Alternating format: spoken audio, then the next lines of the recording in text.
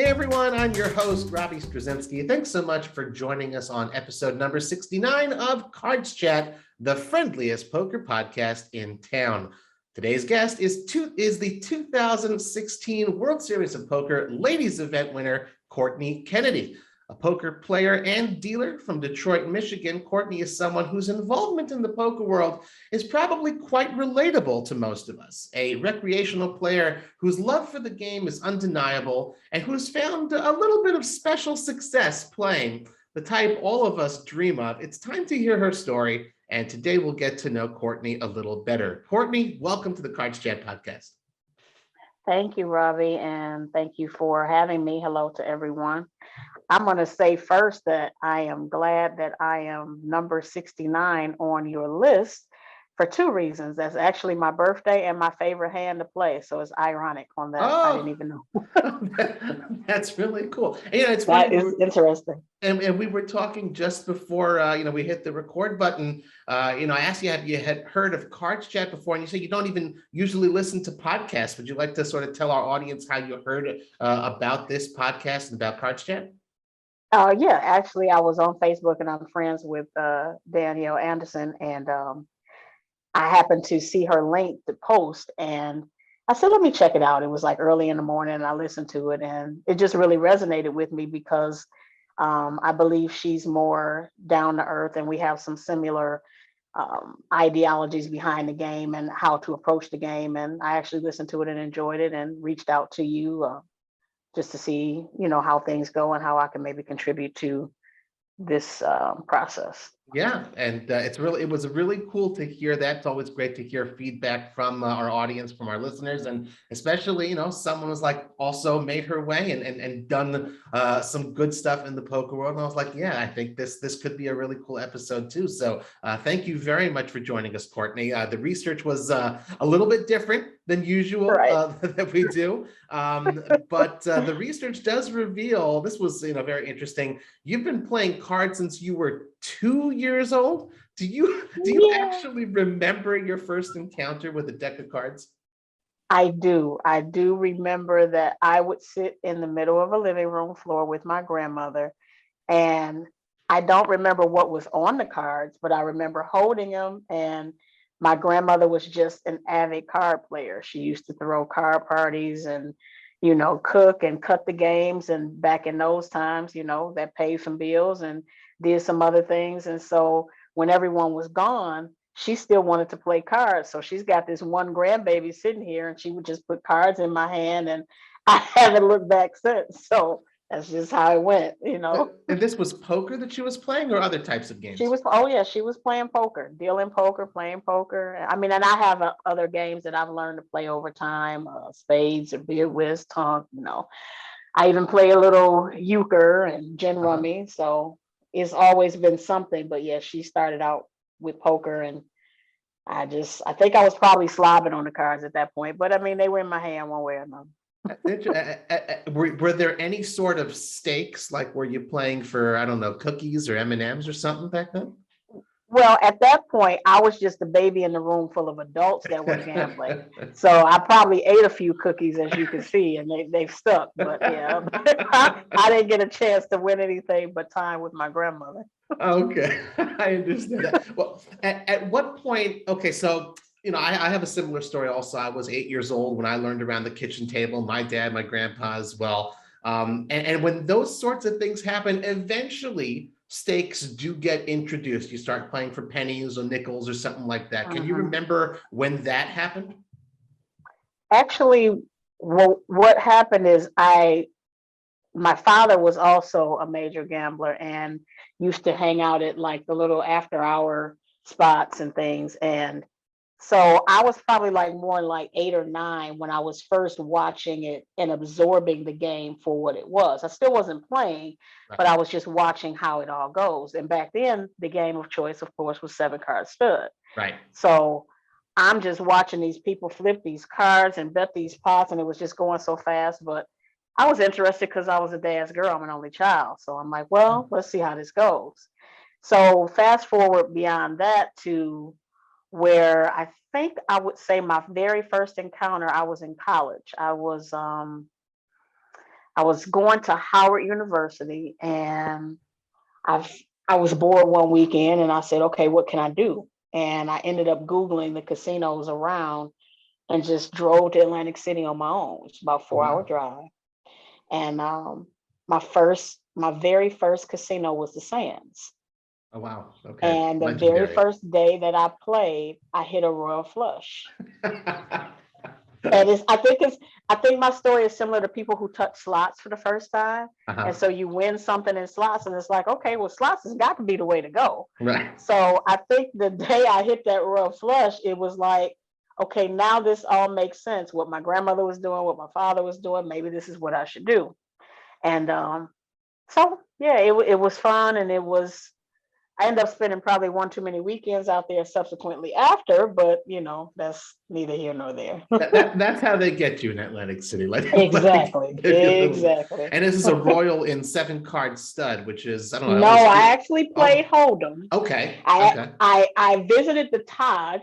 It was still open back then, and I did watch a few games of 7 card stud being played, Uh, but it never caught my interest. I okay. wasn't good at it. I understood how it was played, but I didn't really indulge in it too much. That's interesting. Okay, so you said you went to Howard University. What were you Mhm. studying? What sort of were, I guess, your career ambitions before you decided to take a turn towards poker? At that point, it was just communications. I've always been big into math and English, and I think at that time I thought I might have wanted to do something like in journalism or radio and TV. So Mhm. I studied a lot of coursework there, and like I said, one too many weekends of just either playing there on campus. Of course, you find all the house games and the recreational players, and we'd sit up and play. And I just knew then that was something that I was probably going to stick to for quite some time. So Interesting. Did you have a home game with friends that you played with, maybe in college, that saved you the 4 hour drive? yeah, but it wasn't as good because they were bad players. Well, so some people would say that's the perfect game to be sitting in. I know. No, I'm just joking. We had a good time, and we played for naturally, nothing to hurt someone's tuition, but it Sure. was always we did a lot of things on bragging rights. We did a lot of things on maybe like prop bets and just kind of talking mess towards one another, but never really it was never the stakes, I think, that got me going about poker. Probably not until like now. But back then it was just learning how to read people. One thing I loved about poker was not necessarily how much money I was winning, but just studying people. If I can say anything that has applied to life outside of cards that I've gotten from that game, and that's the ability to understand people more. Interesting. So you're saying that, and you're saying that you studied communications as well.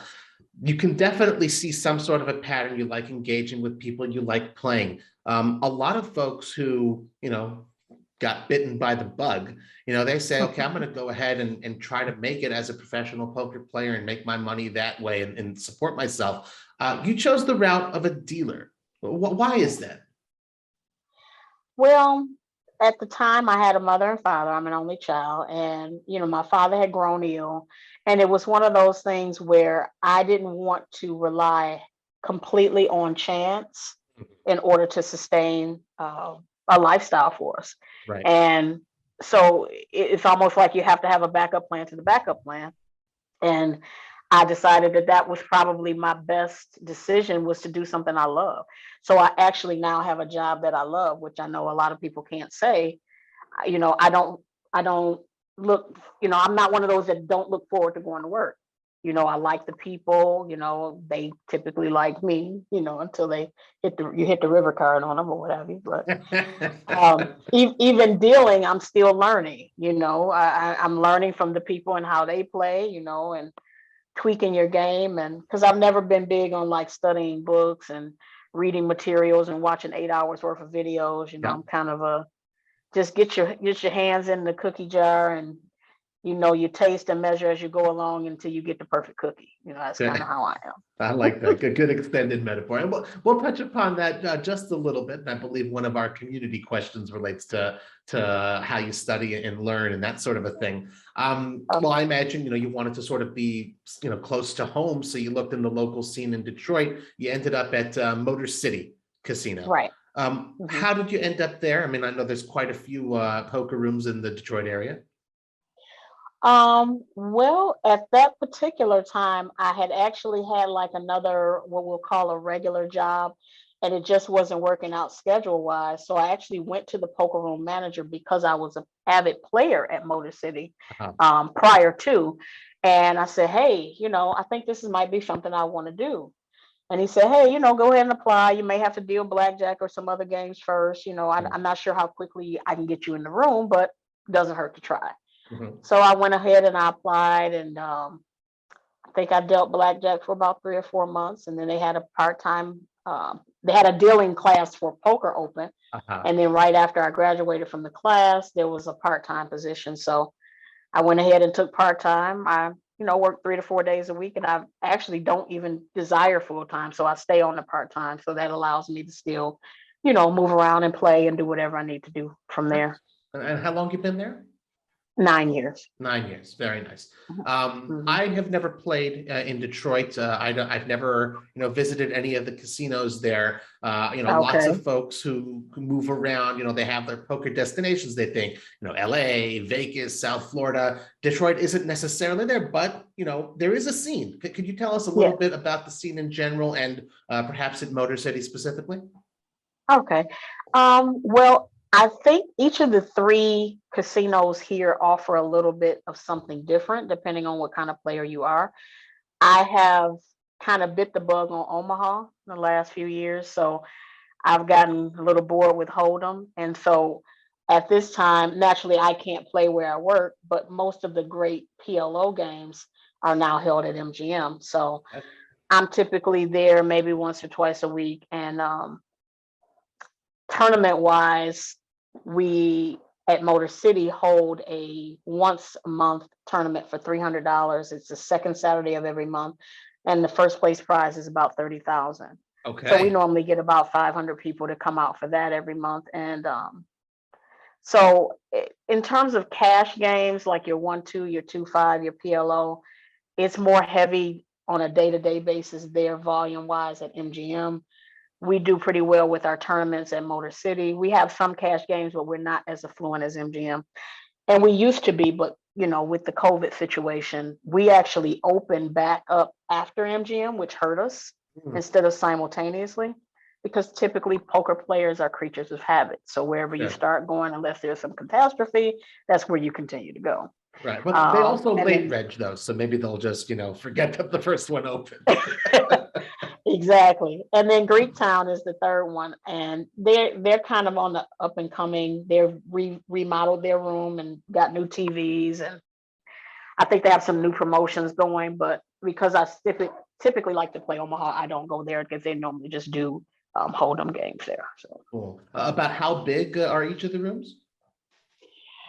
Our room at Motor City has 17 regular standing tables, but we actually open up to about 32 to 33 on times that we need tournaments. Wow. So we have some, a space available for that. MGM, oh my goodness, don't start me to line. I think it's 1, 2, 3, 4, 21 to 22 tables. I think they can spread. Okay. Yeah. And I'm not sure on Greektown. Yeah. That's pretty sizable. I mean, have you played or dealt elsewhere in the United States? Because like if so, I have a second sort of like a follow-up to that. Oh, no, I've dealt in a couple house games here, locally, but never like at the World Series or anything like that. No, I've never dealt across the country. Okay, but you've played in Las Vegas, obviously. Like, is there any sort of way that to what would someone compare the vibe of playing in Las Vegas versus playing in Detroit? Is there like any sort of a tangible difference? I would say probably the most common answer would just be the tourists. Okay. situation. You know, coming into Vegas, even when I go out to play, you know, a series of tournaments, I'm naturally going to run into people that are just like me, that are just there for the time. So I think you get the new element of not knowing the person, you know, which may help you in terms of maybe having a challenge or maybe getting money that is more loose from a player that's not so great versus you going to the same place. Like I'm going to MGM, I kind of know the same 9 or 10 people that's going to sit there. I know what time they come, I know what time they leave, you know, and it can get kind of monotonous at sometimes, but Yeah, but you you know, at also some point. know who's left and who's right you want to be sitting on, I'm sure. Absolutely. And they try to move around me the same way, I believe. I hear Here that. she comes. There you go. Uh-oh. Well, you don't hold down a job for 9 years without enjoying it. Like you said, you love coming to work and thankfully get to kind of, more or less make your own hours and shifts, doing it part-time. What are some of the things you enjoy most about dealing poker?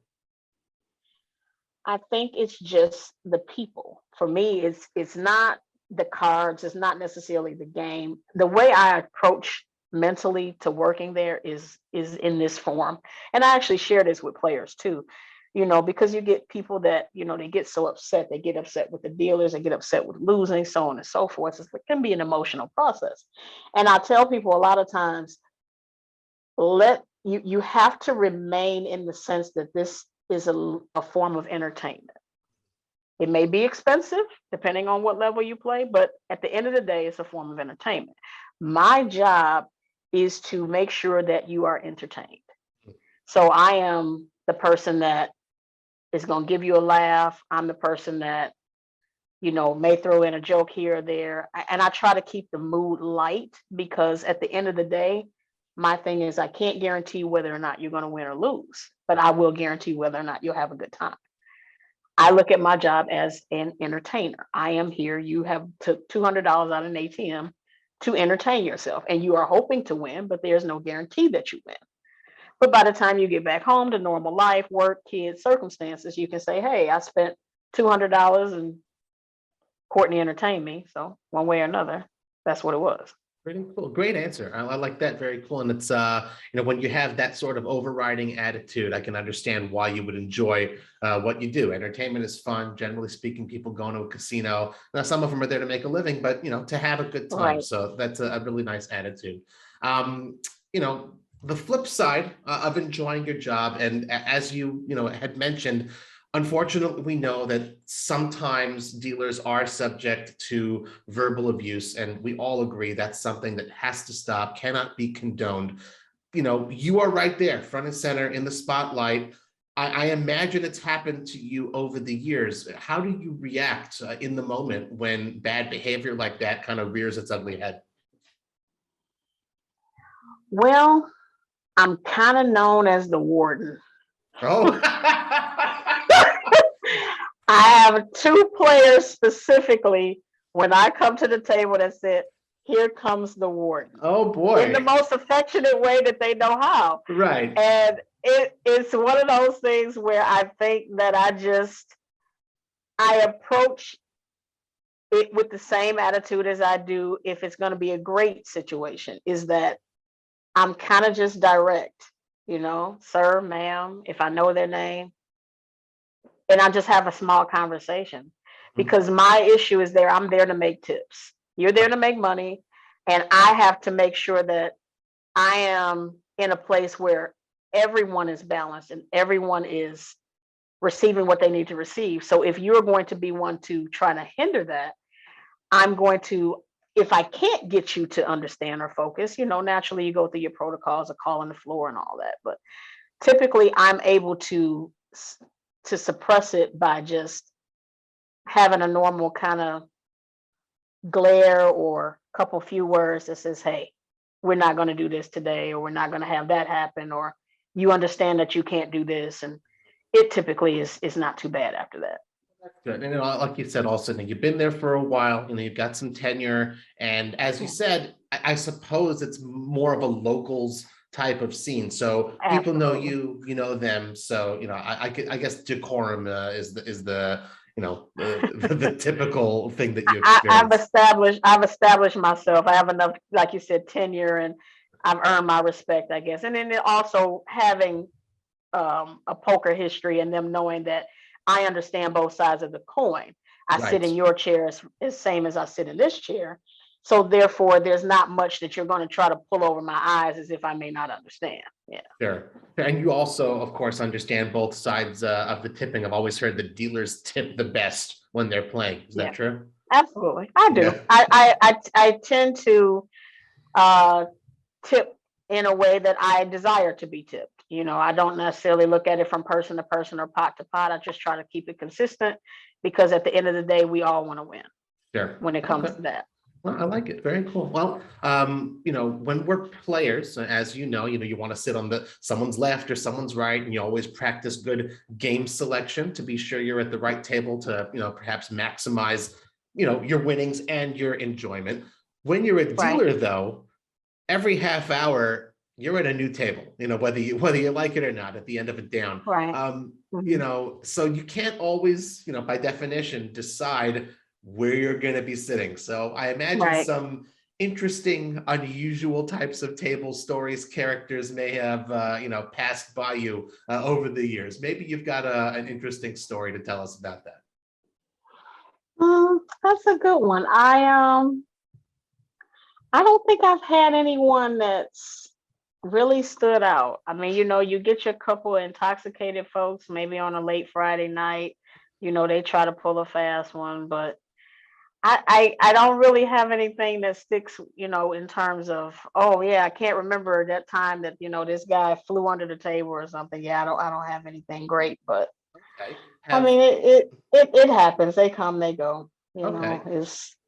Perhaps someone, locally famous from the Detroit scene, maybe some athletes or musicians or something like that have walked in and graced your tables? I used to, oh my goodness, his name is losing me right now. Give me a minute. Used to deal a lot to Verlander, Oh, sure. when he was still playing for the Tigers. Uh-huh. And so him and his crew would come in and they were very nice, very respectable, wasn't necessarily looking to have some extra form of treatment or anything. And they were really, laid back, and that was always nice. They would come in after a game, typically during their season. So. They just sort of played on their own, like at a private table, or they interacted with everyone else there? No, they would interact with everyone else. So Okay. wherever they could find a seat, that's what I mean. It was never a, posh type moment. It's like, no, wherever we can play, we just like playing cards. 1, 2, 2, 5. Typically 2-5. Wow. Okay. Very cool. Mm-hmm. Doesn't need to be such a baller, except when he's on the mound. Okay. Very Right. And with, even when people would come up, he wouldn't turn away or, turn his nose up, sign something here or there or whatever. That's it was really good. great. Well, that's really cool. Also, like, you said it's, by definition, kind of like, you're interacting with people and, you're there, you're doing your job and you get to sort of see them away from the spotlight. It's, I guess, Right. eye-opening to sort of see that, they're just, they put on the pants the same way. I did think of something that now that you mentioned it. Cedric the Entertainer actually comes down to our soundboard at Motor City and does a show typically about once a year. Okay. So when he comes with his crew, they will set up a private table in the second room. And I've dealt to them, and they let them smoke their cigars and they have a special waitress for them and they tell jokes. And then I even tell jokes. So I'm, like, hey, I know you're getting paid big bucks for your jokes, but I have a couple of them. So that's always fun. Do they also know you as the warden, Courtney? No, no, that's because they're on their best behavior, Robbie. That's right. Okay, very, very cool. You mentioned that you enjoy learning while you're sitting in the dealer's seat, from the other players. What sort of tips, tricks, maybe a couple strategies have you been able to pick up? Because as we know, dealing properly and making sure everything runs in an orderly fashion, it does demand attention. So it's a little bit difficult to do both simultaneously. I think I have played and dealt so much poker that I can actually focus on multiple things at one time pretty good.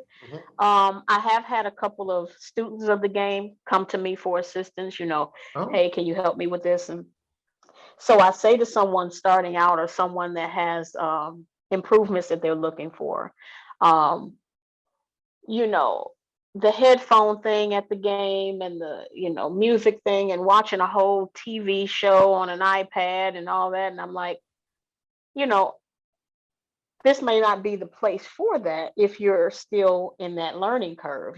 How can you know what's going on over here or what this person is doing? And I typically tell people you're learning even when you're not in a hand. And I think a lot of people forget that is that there's so much free information that you can absorb from hands where these people are sitting here with you for 5 or 6 hours.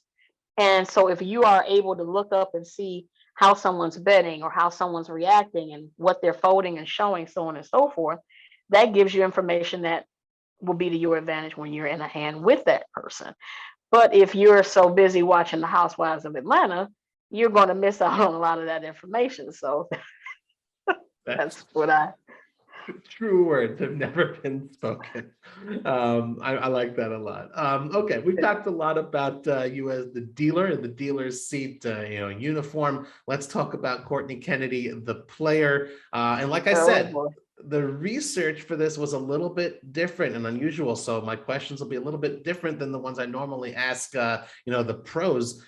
First thing we usually do is look at the Hendon mob. And I found your profile fascinating, your tournament results. You've got 3 results. Now, before you, one way or the other, I've got 0 results. So you've got 3 more than me. Feel good about it.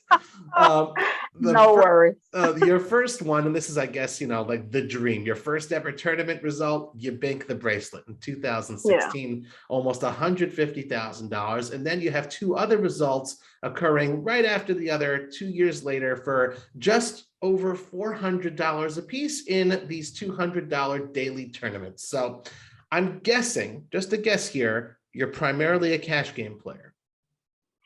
Ding, ding, ding, ding, ding. We're going to put that as your first win on Hendon Mob. Okay. Tell us about your regular cash games. So like I said, typically I'm a 2-5 player when I was playing Hold'em. I have crossed over to the Omaha bug because it's a crack. It's really an addiction. And it's hard for me to go back when I'm playing cash to Hold'em, even when the Omaha game breaks. But typically I'm an aggressive player to a degree. I definitely play outside of what we call ABC or the rules of poker type of hands and strategies. So I've kind of created my own. I like to mix things up. I like to be the non-standard, this is what she should have, or this is what she should do, or in this position, she should 3-bet, or blah, blah, blah. I try to do everything unorthodox. And it's just a matter of, I never want someone to be able to put me on a hand.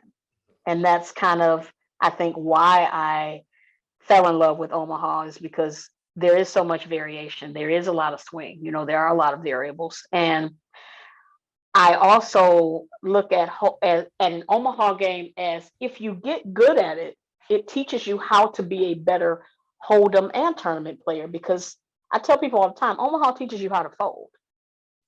Yes, you can win a lot of big pots, but if you become an astute game player of Omaha, it teaches you how to fold. And folding is very important in every single game that you play. So when you learn, how bottom set is no good, and, jack high flush draws are no good in Omaha, it makes you play a lot tighter game and better game and Hold'em. It just has to transfer over. Yeah. So I kind of utilize that to progress my game as a whole. Naturally, I wanted to go out and play those series this year, but with everything going on, I just took the safe route to say it'll be there next year. We'll figure it out. Yep. So locally, like I stated, the tournaments that I ran here, I don't get in because I work there. Okay. So it's a matter of just not being able to play tournaments. Not in a position to play. So okay. So that's why my Omaha has been, my needle in the arm so far right now, because that's all I really have a taste for. So I hear that. But like I said, I always try to look at how I played, win or lose, even when I'm winning, what did I do well? What could I have done better? If I have a losing session, hey, were you just not running good, but did you play the hands that you felt like you should? And, so on and so forth. So I have to be my own mirror because I don't necessarily have poker buddies. I don't have like a big group of friends where we all can assess each other's, good and bad.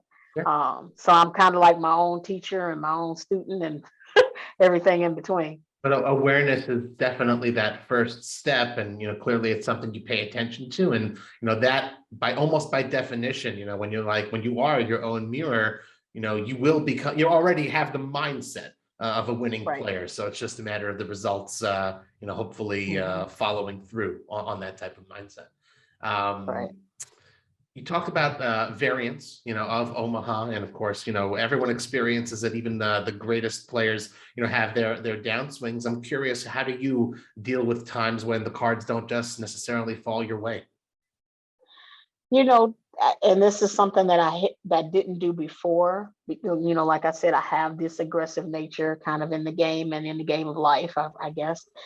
I had to assess that life is all about balance. And I recall talking or listening rather with you in the interview with Danielle, and that kind of resonated. It's like, if you don't grab a hold of that balance, you can just get lost. Mm. You can get lost in chasing, you can get lost in trying to recover. And sometimes you may not recover everything that you lost, but you can't recover time that you've lost in life. So I think that learning especially now I'm 42 years old, I'm not a kid out here anymore. I have to make sure that my family is taken care of. I have to make sure my health is taken care of. My overall quality of life cannot just be geared towards poker.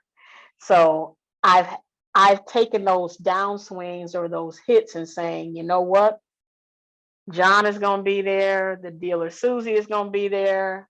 What else can I do with my day? What else can I do with this week?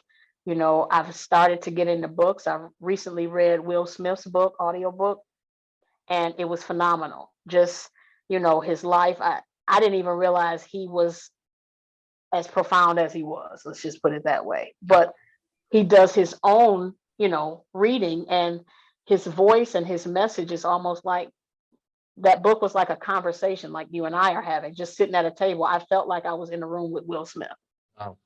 And so I had never experienced an audiobook. I've never, because like you said, you're playing poker, you're dealing, you're going to tournaments, you're doing, in a week's time, in a month's time, you very rarely can make time for yourself if you don't allow that to happen. So just learning how to say that something else can help you mentally reset than waking up figuring out, how can I go back and play again because I lost 1,000 yesterday or because I lost 3,000 yesterday. Okay, even if you go play today, may not mean you're going to make 4,000 today. So what else can you do today until it's time to go back, period, which will give you overall better quality of life. Good answer. Good answer. I like it. You talked about balance. And it's at the end of the day, you got to be responsible and provide for your family, make sure they're taken care of. You got to change gears ever so slightly, an unplanned question, but since you mentioned it, what is family life like when you're not dealing or playing poker away from the phone? Well, it is consisting of my mom, and I do have a special friend. We hang out, we bowl. Neither of us have children. We like good food, so I guess we're foodies. Uh-huh. Uh-huh. And I lost my father in 2015 to ALS. Mm-hmm. And so that took a toll on me because I was a dad's girl.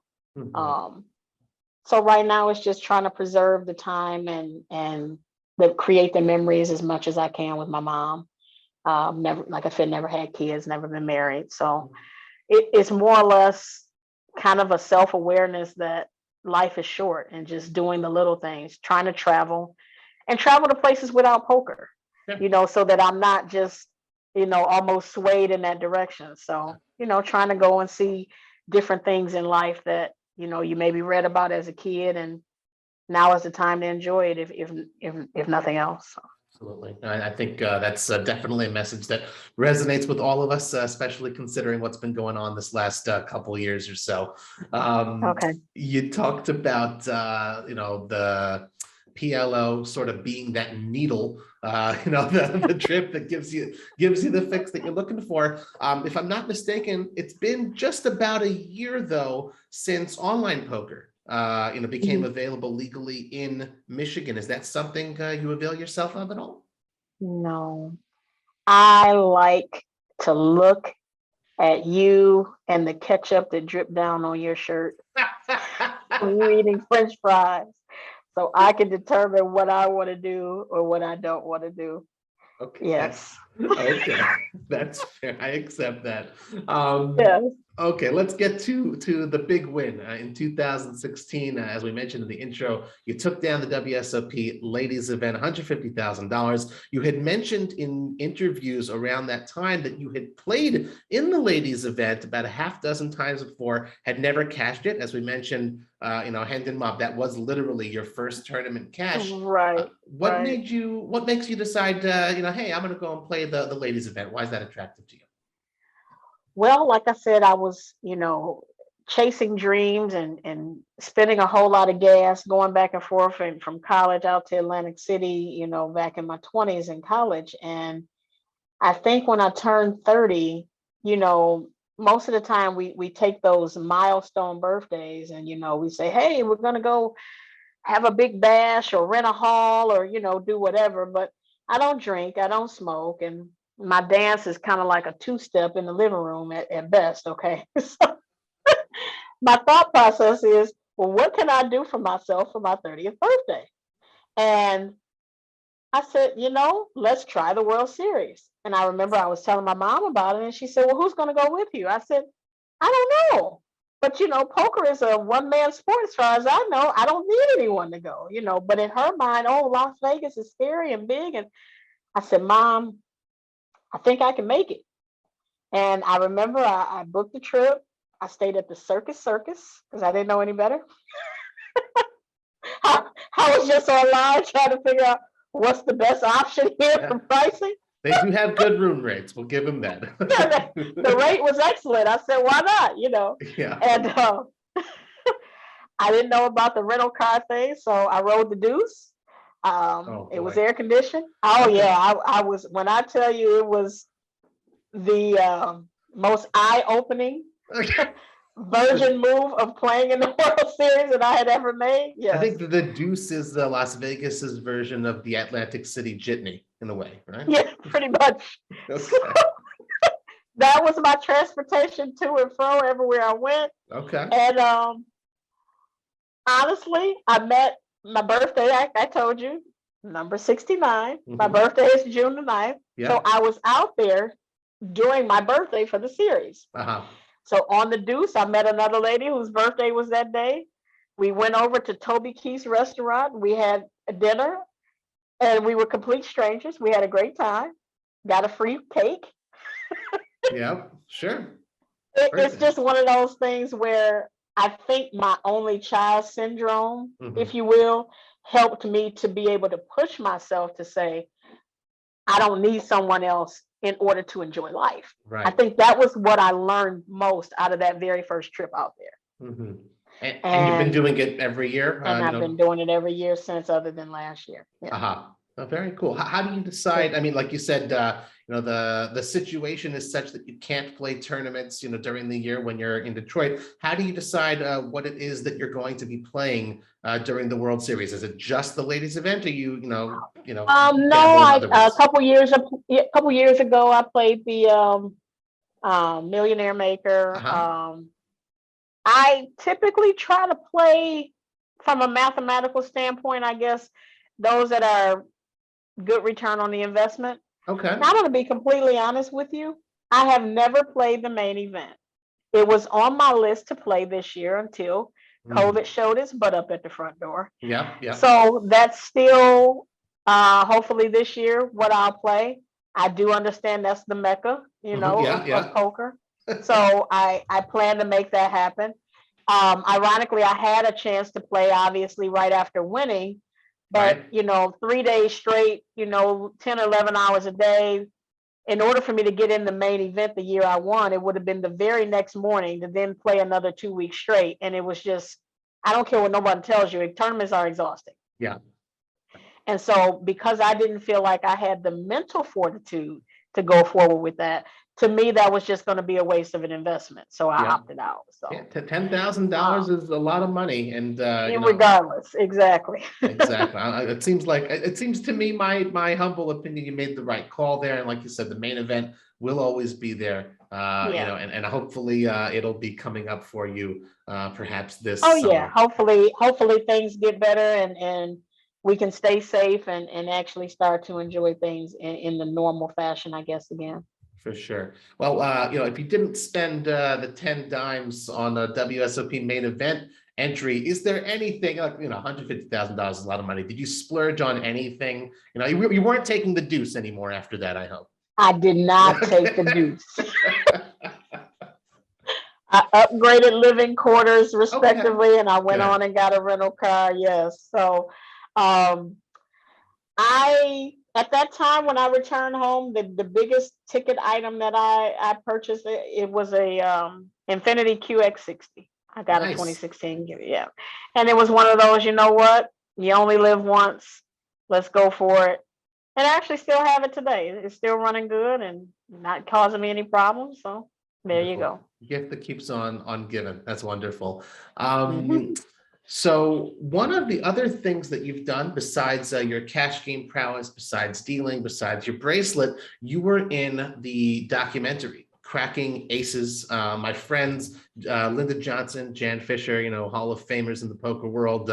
Folks, those are episodes 39 and 57 respectively. So after this one, if you haven't listened to the episodes I recorded with Linda and Jan, those are some really great listening. So they were featured in the documentary as well. This is Cracking Aces is about being a woman in the poker world. Plenty of well-known names. Your story, Courtney, was also featured in the documentary. It was highlighted. What was that like for you? And were you approached? Did you ask to be included? Like, what was that whole experience like? Ironically, I was at work Okay. and part of the HR team had come to me and said, hey, there's a gentleman that's looking to speak with you to possibly be a part of this, documentary. And when I met Mr. Gilmore, it was just, we had such a connection. He was so laid back, so down to earth, you know, and he told me about his idea and how he had, encountered Linda and Jan at a Benihana, and how the whole idea came about when he just simply asked them, what do they do for a living?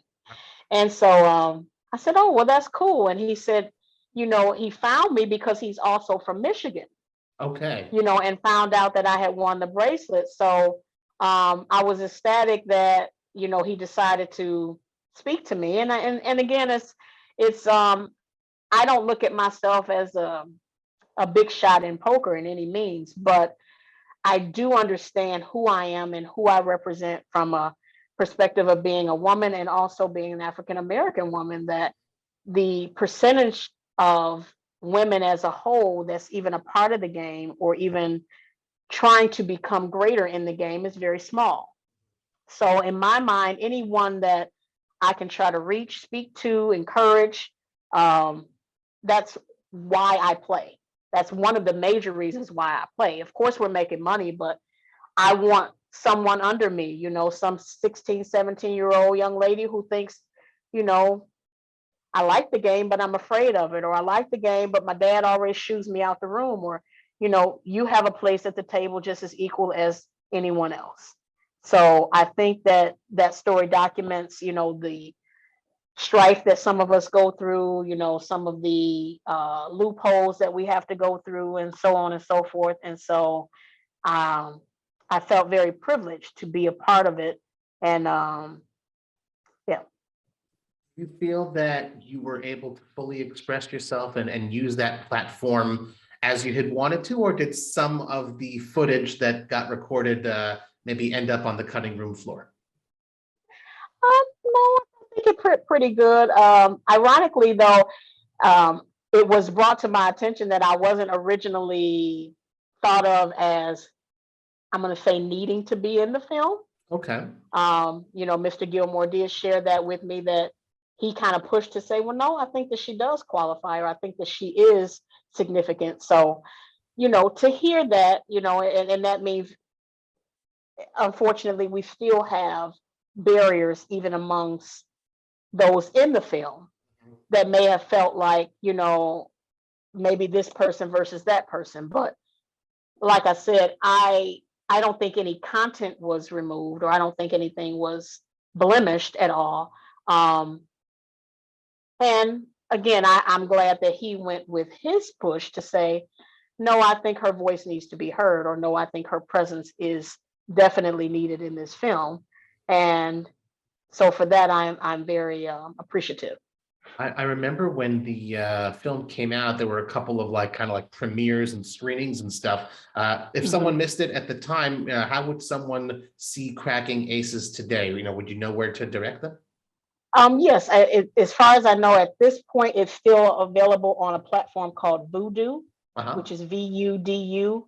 And I think it rents for like maybe $2.99, $3.99 so it's very inexpensive, and it's about 45 minutes to an hour documentary. And it's something that I think almost any poker player would benefit from seeing, from all of the ladies. And, there's, those players in there that are well before my time that I learned something from just watching the film, even though I didn't meet them, because he interviewed them separately. But to put it all together, the past, the present, the future, if you will, it helps to resonate with the struggle that has been going on for a very, very long time.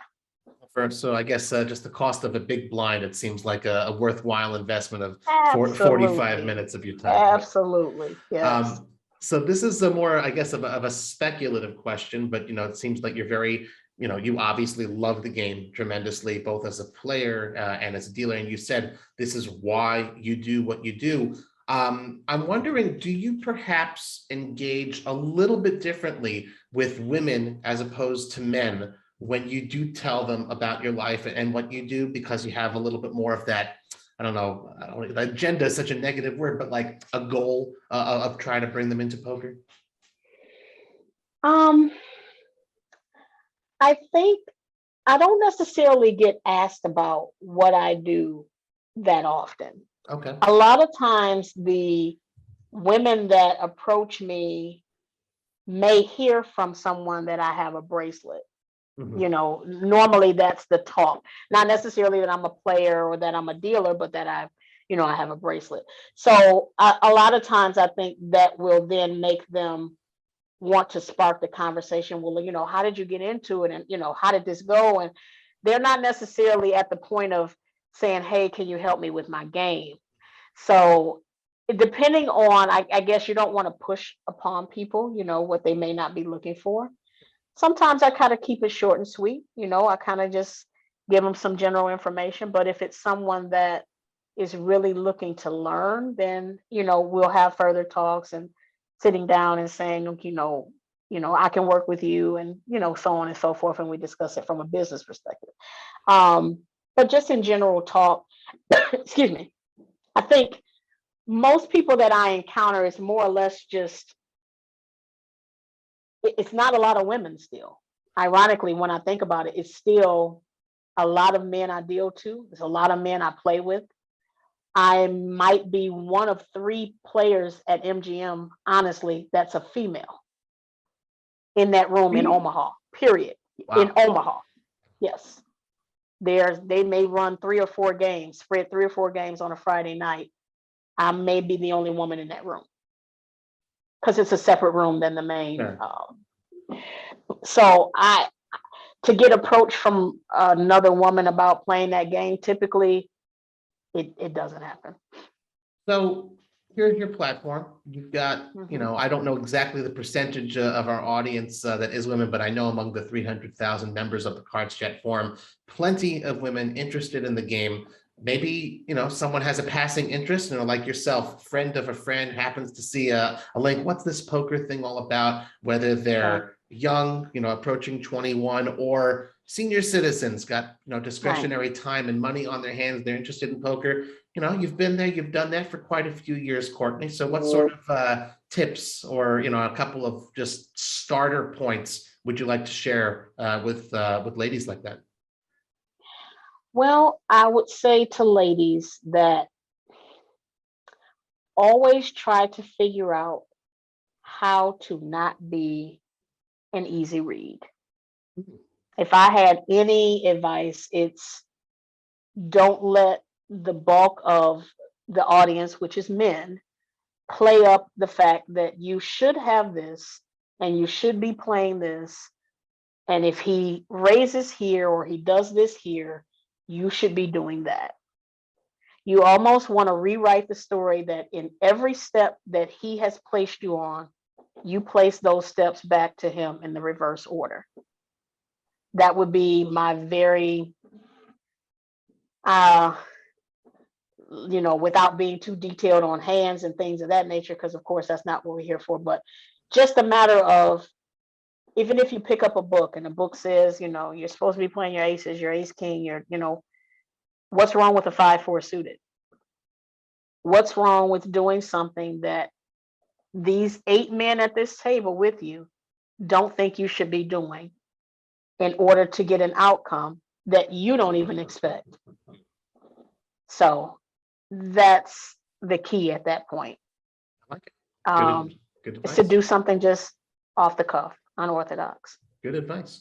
Well, I got a final question before we turn to the community questions segment of the show. We talked, hopefully you will be going out to the World Series later this summer. 2022 could be that year where you enter the main event. Any other plans, hopes, dreams, the items on the bucket list of places you'd like to play over the course of 2022? I've never been on a cruise. I would like to play poker on a cruise one day. That is my ultimate goal, if you will. In terms of actual just cities or, exact platforms, I haven't studied up on, but I've always wanted to go out on the water and play cards. So hopefully I'll get there one day. And we all know water is where you're going to find tons and tons of fish. So in this, great. Gotta do the segues somehow, Courtney. So in this segment of the show, we turn to you guys, our Cards Chat community, to see what questions you wanted to ask our guests. We have a dedicated thread on the Cards Chat forums for this. So as we announce who our future guests will be, please be sure to send in your questions. And the first set of questions comes from Shells. Thank you very much, Shells, for sending these in. Courtney, Shells wants to know, to what degree did winning that bracelet in 2016 change your life, your poker career, or did things more or less remain the same for you? In all honesty, it remained the same. I won the bracelet. Like I said, you come home, you're on a high. You may feel like you can retire and start a shoe repair business if you feel like it or something. But Right. The reality is, it's not a whole lot of money. Right. The most valuable situation there is the bracelet and the accomplishment, which is something that no one can take from you. The money comes, the money goes. But I think it changed my life in how I approach life, how I look at life, and how I am trying to always stay in the mindset that you don't quit at anything that you really want to succeed at. That is what changed my life, is that for 7 years straight, I didn't win anything in that tournament. And I still booked that trip, and I still went, and I still told myself every year, you can do this. And so when it got to the point that I did that, it's like, now anything you set your mind to, you can do, no matter how much you got to get back up on the horse, no matter how much influence someone tells you can't. You continue to do exactly what you need to do to be persistent to succeed. And that's the key to life in everything. And that's what changed my life from winning that bracelet. Wow, I love that answer so much. Dare I say that if there's a couple moments of this podcast you guys should re-listen to, it should be the answer to that question. That's a great answer, Courtney. One more question from Shells. Courtney, what do you like to do in your spare time? I typically enjoy bowling, shopping, which is probably not the best thing, but every now and again, Good for the with soul. COVID, you're stuck in the house. What else can you do? Exactly. Spending time with my mom.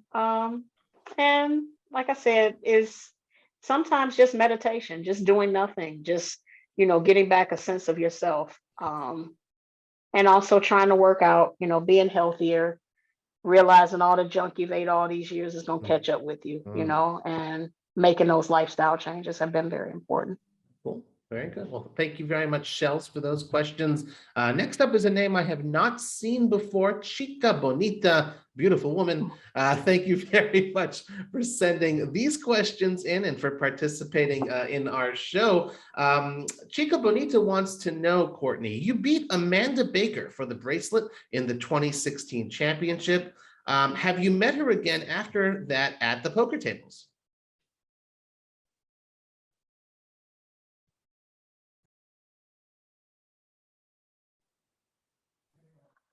Thank you so much. I apologize about that. Can you repeat that? I did have an interruption. No problem at all. Chica Bonita wants to know, Courtney, you beat Amanda Baker for the bracelet in the 2016 championship. Have you met her again after that at the poker tables? No, I have not seen her subsequently since. I don't know if it's just by happenstance or we may not have been at the same events. Okay, cool. Next question from Chica Bonita. Oh, this is interesting because you alluded to it before. It wants to know, do your loved ones share your passion for poker? So you mentioned you learned from your grandmother, from your father. Anyone else? No, my mother doesn't have a love for gambling at all. So, and even my friends, our gambling might be on the bowling lane. We'll put something in the Amazon cart and see who wins it, but they're not poker people. No. That's fair. And finally, from Chica Bonita, Courtney, do you have an idol or someone you look up to among professional poker players? That's a good one. I probably should have thought of that before now. When I first started, I loved Daniel Negreanu, and not that I do not love him any less, but I think that I've probably evolved into some other people whose names is eluding me at this point. I would say, yeah, I would say, honestly, I don't have another person that I idolized. I met Daniel right after I won my bracelet. And funny little quick story with that is that he was playing in a bigger event and I happened to run by his table and see him. And I was so excited because up until that point, that was my idol. And I remember he was in a hand and I waited patiently outside of the ropes. And I said, "Hey, I just want to say hi. I'm not sure if you know me." And he says, "Of course I know you. You just won a bracelet." And it just, my world, just go crazy. And he took a picture with me. I still have the picture.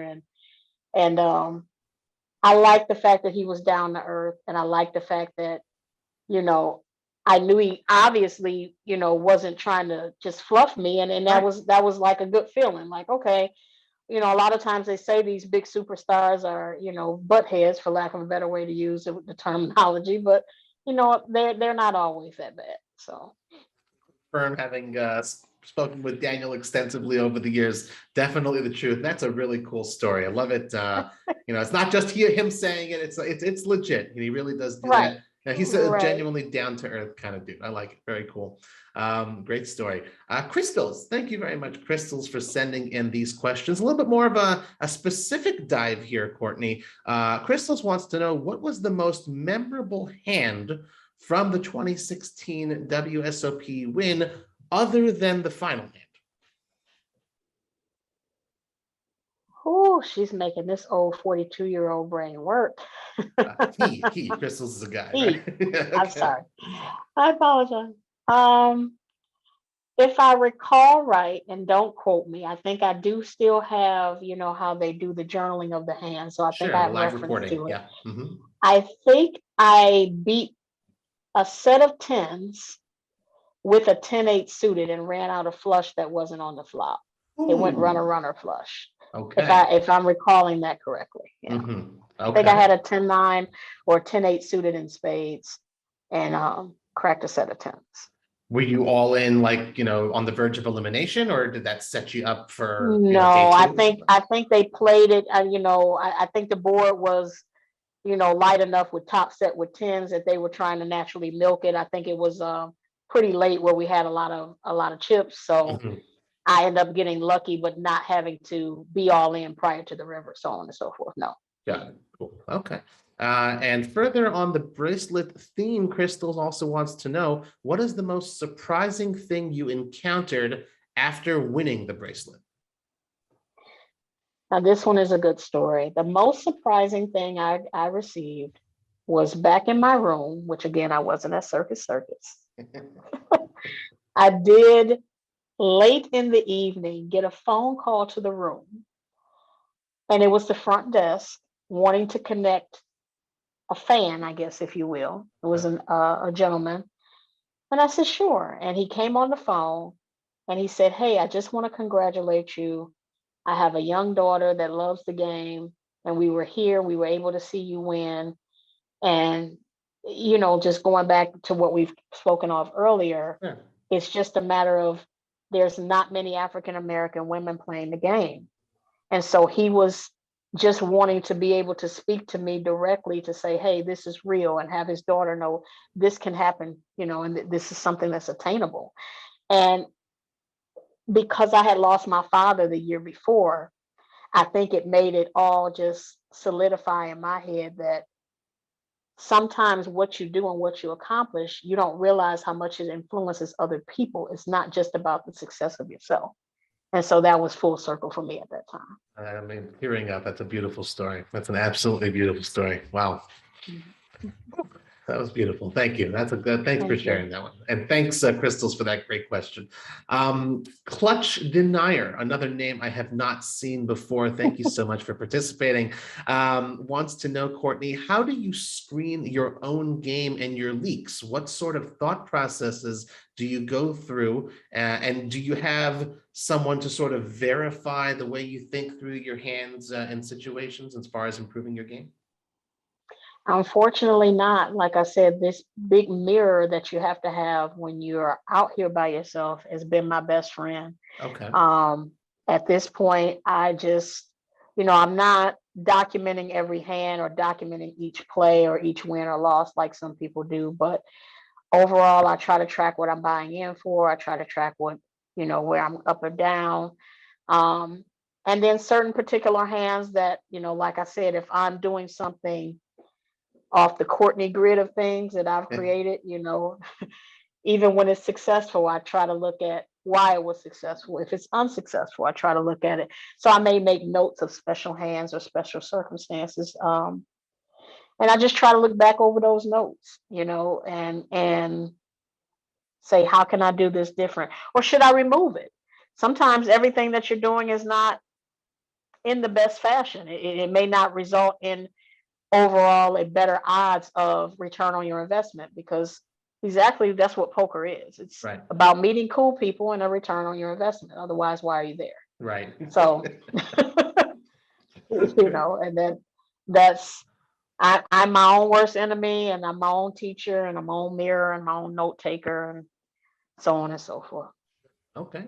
And we got our final question here from Belladonna05. Thank you very much, Belladonna. I saved this one for last because I like it. This is fun, makes me smile, this question.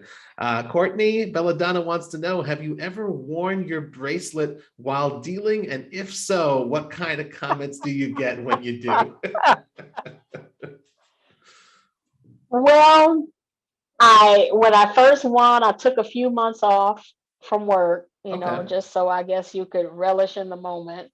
And when I returned back to work, I walked down the little platform there, and the entire room stood up and gave me an applause. And that was like one of the most heartfelt moments of where it's like, hey, these are my local people. It's like The Yeah. Voice or something, you know, they're rooting for you and they're happy for you. So I wore the bracelet, I think maybe a couple times thereafter while working, just so that most people that were there, you know, different shifts or different days could get a chance to look at it. But now overall, I just keep it at home, you know, safely, because I don't want to get it all scratched up and such. But um, I still every now and again, you know, get a little banter, get a little needling about it, you know, or here's the warden that thinks she's better than us. And I'm like, oh no, I'm just like you guys, you know, reminding them that I'm a grinder at the same way. I just happen to have gotten a bracelet, you know. So yeah.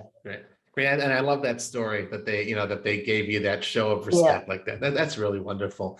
Guys, Yeah. thank you so much for sending in your questions for Courtney Kennedy. And of course, just a friendly reminder to all of you out there in our Cards Chat community, we'd love to see you submit your questions for our future podcast guests in the dedicated thread in the forums. Please be sure to give us a good review on iTunes, spread the word via your social media channels if you like the show. Courtney, before we let you go, anything else you'd like to share with our audience?